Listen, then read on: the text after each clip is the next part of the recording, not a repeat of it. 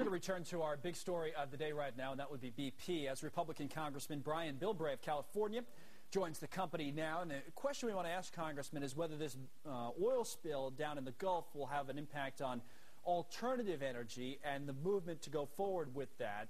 What's your view? Will it? Well, I certainly hope so, but I hope that we kind of open our eyes to the fact that the development and the commercialization of so-called green fuels is much like the berms that Governor Jindal wanted to build.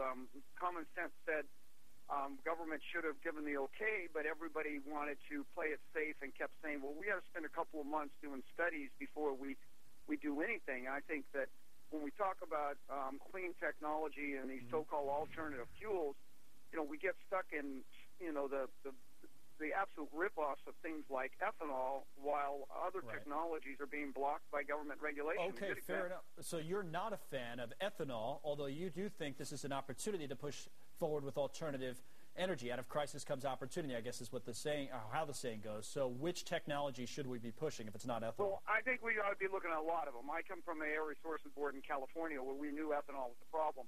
But I think we should be allowing home dispensing of natural gas for our cars. In 1990, I drove a natural gas car.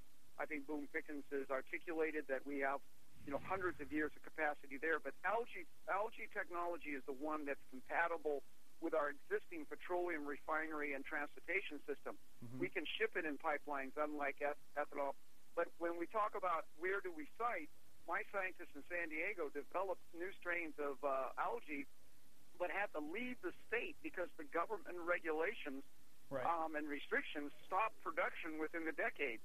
I was talking this weekend with Mexican members of the Congress about the fact of even using their area to be able to produce our so-called green fuels, just because the government doesn't know how to be a partner on this.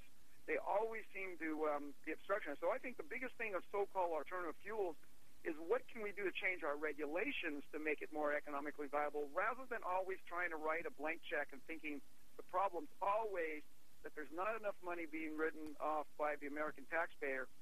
What we've got to do is get our regulations to be smarter, not just bigger and more intrusive.